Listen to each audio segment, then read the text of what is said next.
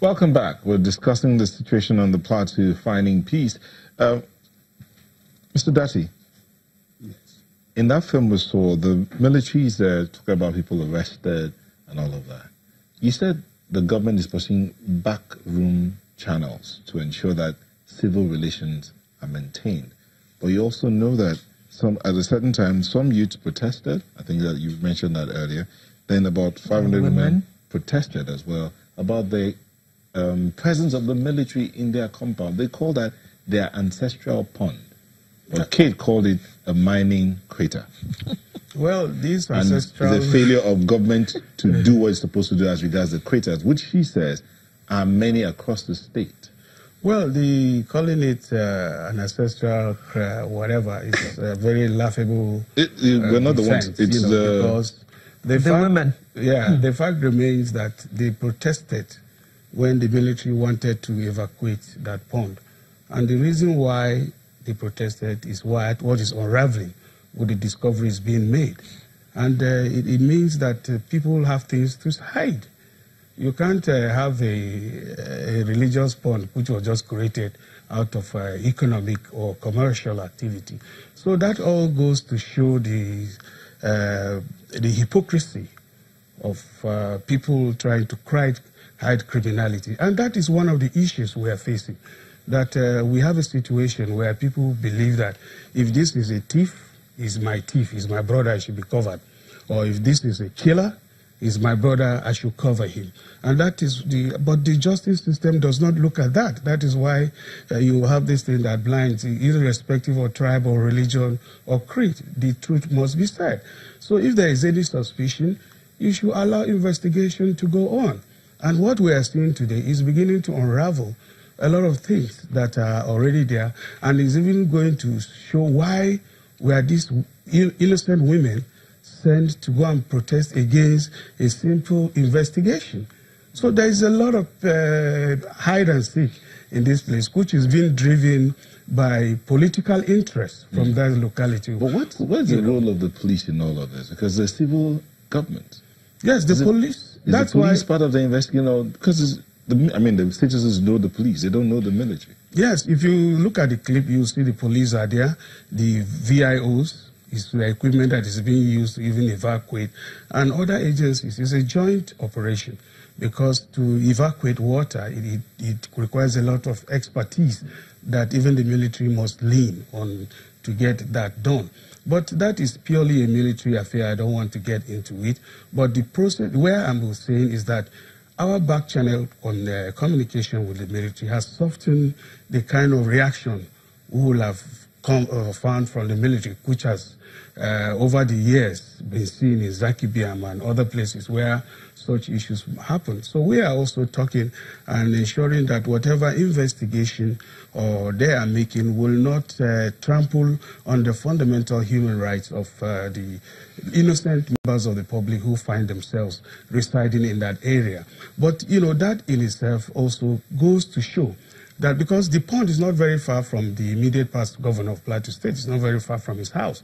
So you begin to wonder if there is a connection between that. And then why the protests there? Is it that they know already what is happening there and they believe that those dark secrets will be unveiled as we are seeing? So those are issues for the military authorities who are very capable that will unravel as the day unwinds. Okay, in error I said it was 11 cars, but there are actually 3 cars that were found from the pond. Well, those are the kind of social media thing I was saying, that a lot of time people begin to exaggerate. And we're happy that subsequently the military has given a press release to explain that this is the so-so number and this is what has happened. So that in itself has helped in clearing out some of this information that fly around on the social media. Okay. Can I respond to the Honorable Commissioner? And because clearly, I'm glad that he talked about justice being blindfolded. But when the commissioner speaks and has already seems to have concluded that the women were sent. Now, but let me paint a picture here. And imagine with me, you're sleeping in your village. Your village is raided. And then People are, houses are set ablaze, people are murdered, people have been displaced, perpetrators were not found. People are going about their businesses not too far away, about 300 kilometers from this famous pond. 14 people or thereabout were killed. You mean 300 meters? Yeah, well, maybe about 2 kilometers. Sure, maybe I'm not sure about but it's still the same stretch of road that leads to that Drew Pond. It's the same axis because you mentioned the past, Governor. While I will, like yourself, I will not comment on the military investigation, but that simply because the former governor's residence is close to the pond, then you would say there's a connection between that. I think this is more a political statement than a statement of justice and leadership. He was asking a question. Yes, he was asking a question, but it depends on where the question is coming from. Because if I ask that question as a normal indigene, it's a different thing. But when someone whom we look up to in leadership who represents the government is asking, then you see that, my worry is that politics is being played at the detriment of lives. And these people are still aggrieved. They're still mourning their dead. And then you now come because one general, out of all the lives that have been lost since June, one general disappears. You cordon off, you send people away from their homes. People cannot move around there. And then you say, leave your homes because we want to investigate. It gives people, naturally, you would want to preserve your territory. And people are talking about the land. Yes, it is the ancestral land of the Birom people. 10 seconds, way forward. Way forward. I think there's so many layers as you start to look into these issues. There's so many layers and the government needs to take decisive action, needs to show people that it has the will to get to the bottom of this and not play politics at the detriment of people's lives, needs to make people feel the Birom man is an indigene of Plateau State. And let's not begin to point fingers on crisis begets criminality. Are you Birom? I am Birom. I am from Du. No, I'm not Birom. Now you see where we're having the problem. No. Which one are you? I'm Tel from Mikan local government area. Tel. And you begin to see where we're having the problems. No, Plateau is like the Delta State, isn't it? 51 ethnic groups. 51. In fact, we are a mini Nigeria. So, real quick, your closing. Well, my closing is that we need to close gaps. Already the government is taking steps. Number one, we have promulgated the criminal justice system that will ensure that any suspect that is arrested is tried in just. Part of the reasons why things flare up in the past is people are arrested and we don't get to hear. So people see a connivance. And because we don't have the law that can carry out that trial. So with that, you will be able to have people tried and justice will be done and appear to be done.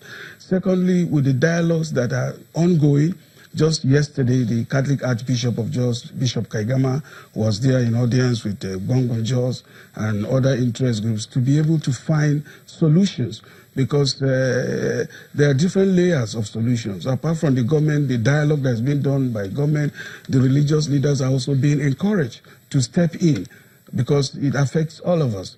And thirdly also is that the government sees everybody as belonging to the state.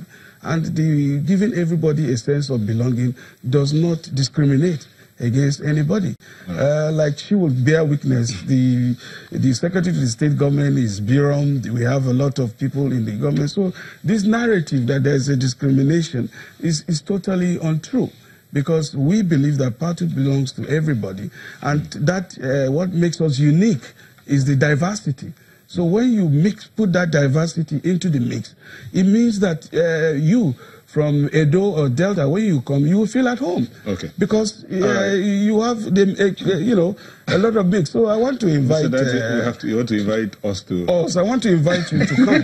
No, honestly, because Sunrise should come, and I will know that. Be too scared to come. No, Kate will be there. I assure you, we'll all be there.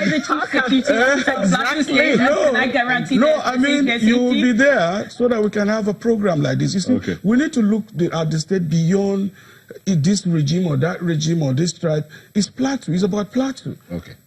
So, it's about Nigeria. We are first of all Nigeria. We have to Abdullah says, first of all Nigeria. Thank you. Abdullah says the guests have shown that Nigeria is divided. Plateau needs unity. Plateau needs peace. Commissioner for Information, Plateau State, Yakubu Dati, as well as Plateau Indigene, Kate Pam. Thank you very much for coming to shed more light on this for us. Our prayer is that Plateau should find peace once again and be the tourist attraction that it used to be when we knew Plateau, especially Jos. Yeah. Thank you very much for coming. Thank you for having me. Sunrise will be back with another interesting conversation in just a moment. Do stay with us.